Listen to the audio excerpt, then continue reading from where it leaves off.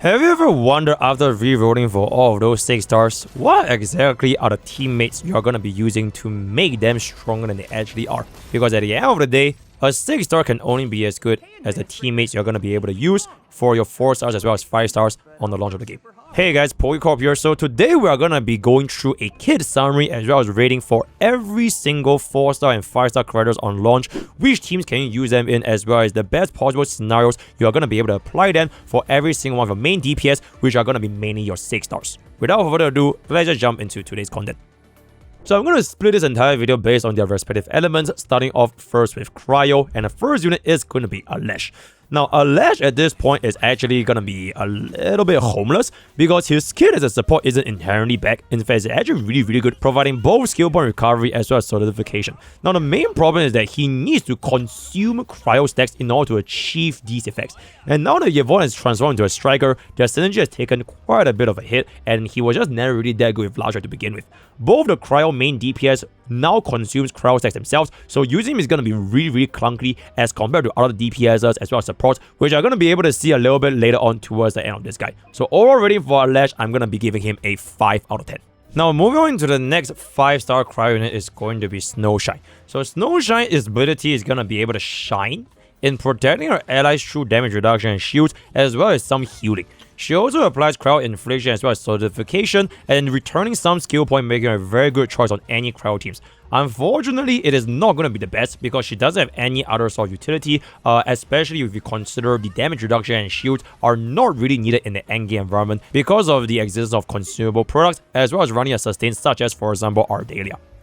Generally speaking, for a lot of team building compositions, you really want units that can actually amplify your overall damage output or have a very high efficiency of applying their respective elemental reactions, which is why Snowshine is also going to be at a 6 out of 10 rating, slightly above Alesh. Now, this is not going to be the case for our final 5-star unit, and that is going to be Xaihi. So Xaihi is an absolutely incredible cryo support, granting both heal as well as damage amplification with her battle skill, and a team-wide cryo and nature end with her ultimate further increase her overall damage.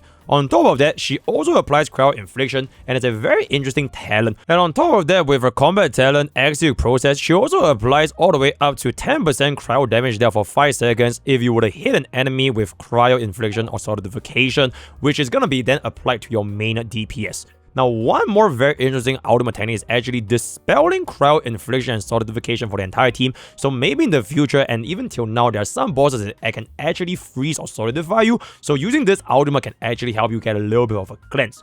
Overall, I would say that because she's essentially a mainstay unit for both our cryo 6-star DPS, Avywenna as well as Arclight, her overall rating is gonna be at a 9 out of 10. Pretty much for any cryo team, you are definitely gonna run her, just like how you're gonna be running Wulfgard for your fire team. So overall at this point, the team building for your Ice main DPS are going to be Avywenna as well as Arclight. Xaihi is undoubtedly going to be the most important 5-star you add to your team, and the remaining 2 slots are unironically fulfilled by not Snowshine nor Alesh, or even Estella, which is going to be your other cryo 4-star. We'll talk about it a little bit later, but they're going to be filled by teammates from other elements, namely Perlica from Electro or nature units like Fluorite, Ardelia, or Gilberta. Perlica's electrification actually gives you arch damage taken, which would then increase your overall cryo damage for any main DPS. Fluorite has a pretty decent stack generation because any 2 stacks give you 1 additional stack, although the combo skill cooldown is ridiculously long, and then Ardelia or Gilberta is just really comfortable, additional corrosion, sustain, out damage amplification, and so on. So for example, an ice team for Avywenna would look something like Xaihi, Perlica as well as Ardelia, and then a team for Large could be Xaihi, Perlica as well as Gilberta instead. Mixing and match between the last 2 slots, but Xaihi is pretty much gonna be a mainstay. Now moving on to our heat element 5-star, which is also going to be just a single unit, and that is going to be Wulfgard. So Wulfgard is pretty much going to be one of, if not the best teammates for any levitating teams, because he has the highest amount of heat inflictions on top of dealing very considerable sub DPS with his existence. Wulfgard applying heat infliction is going to be very nice, but his ultimate also applies combustion, which then also triggers your level 10 combo skills, which will also give her additional melting flame stacks. Acting as a sub DPS, he also has additional skill point return with his talent, on top of acting as a pretty okay DPS on the electric team, adding a little bit more value outside of the standard heat team. But generally speaking, if you are going to be running level 10 as the main 6-star, Wulfgard is pretty much one of, if not the best in slot at this current point of time, very similar to how Xaihi is going to be the best in slot for any cryo teams. As such, such, his overall rating is going to be at a 9 out of 10. And because we don't really have any other 5 high stars, we are just going to jump into our electric. Now, I will talk about nature, but unfortunately, we do not have a single nature 5 star, nor do we have a nature main DPS, so this entire element is just going to go out the window. So talking about electric 5 stars, is going to be 2 Arclight as well as Avywenna, and honestly for both units you're going to be just running them on the exact same team anyways. So Arclight is going to be a comfortable sub DPS plus support, focusing on applying and consuming electrification to restore skill points. She also deals physical damage despite being electric, so I guess that counts for something. But nonetheless, she is going to be a staple for the electric team, but currently because of a lack of a 6-star DPS, the overall electric team's damage ceiling is going to be a little bit behind compared to the 6-star elemental units. On the other hand, Avywenna, she is going to be our main DPS with electric inflictions as well as susceptibility. Now this is going to be where she does the job very well because she applies electric infliction, and when landing final strike on an enemy with said infliction, she can deal additional damage. Her ultimate damage is also a very big nuke which applies electric susceptibility, and she has some ultimate regeneration making her rotations a lot smoother. So for Arclight as well as Avywenna, I'm going to be giving them both an 8 out of 10. Mainly, you're going to be just seeing them in the mono electric team. But one more unit before you come with physical is actually going to be Perlica, and her use actually extends quite a little bit beyond electric team because of the ability to apply electrification. So Perlica is gonna be our sub DPS plus electric infliction as well as electrification itself. Essentially the core member of electric team, providing great damage and support on top of electrification on your combo skill and your ultimate. Now this unit is actually really good, not just in electric teams. She's also extremely nice for any teams that want to do additional art damage. For example, our current Cryo team, which doesn't have a proper 4 or 5 stars on their slots at the current moment. So running Perlica deck can not only increase your sub DPS, but the effect of electrification can basically increase your overall damage output even if you're going to be using her outside of an electric team. So for that, her overall rating is going to be slightly higher, 8.5, just for the little bit more versatility. Now finally, we're gonna jump into our 2 physical 5 stars, and that's gonna be Chen as well as Po.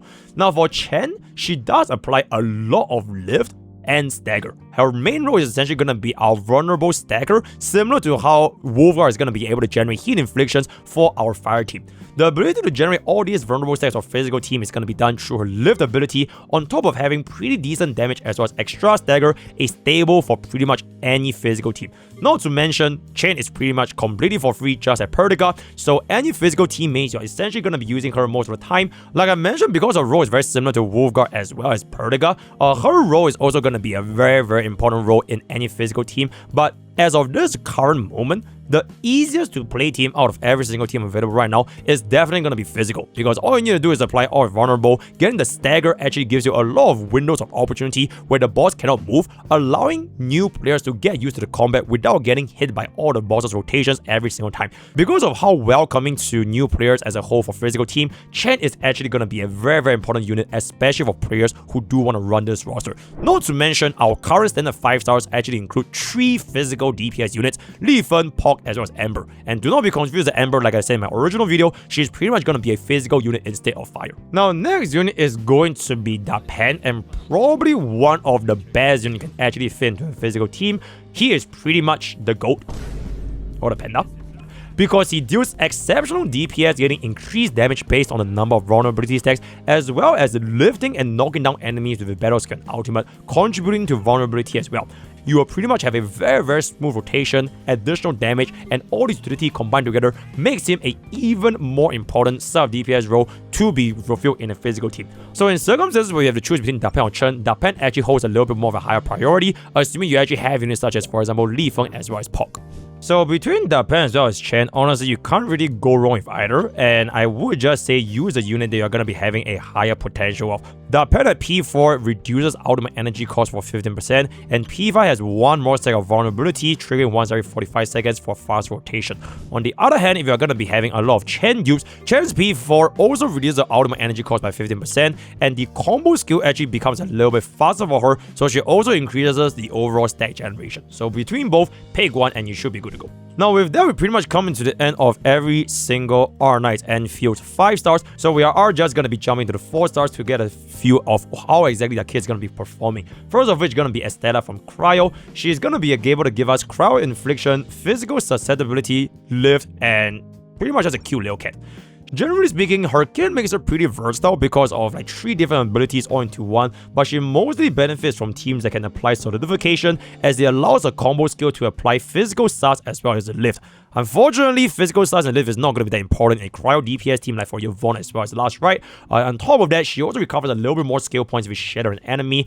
Overall, pretty useful in physical and cryo teams, but because we do have better options generally speaking, you are probably not going to be seeing her that much if you have other alternatives. Overall rating gonna be a 6.5 out of 10. Now for our heat element 4-star is gonna be Akekuri, and this unit is absolutely insane, having a support, skill point battery, heat infliction, link with absolutely phenomenal levitate synergy. Now her kit is actually really simple, where she will provide heat infliction with her skill and a lot of skill point recovery via her ultimate, on top of having a link skill which increases your next combo or skill damage, perfect for units like Levitate with absolutely massive enhanced skill multipliers. She has a spot on one of the best Levitating teams, but can be very interchangeable with, for example, Antal, depending if it's gonna be a single target or AoE mob scenarios. You could also consider running a sustainless Levitating team by removing Ardelia with Antal, Akekuri, as well as Wulfgard, especially if you have very high duels on Akekuri, with her P4 and P5 being the most important links in order to improve the overall rotation, which then grant you more skill points for an entire team to use. Overall rating at a very nice 7.5 out of 10.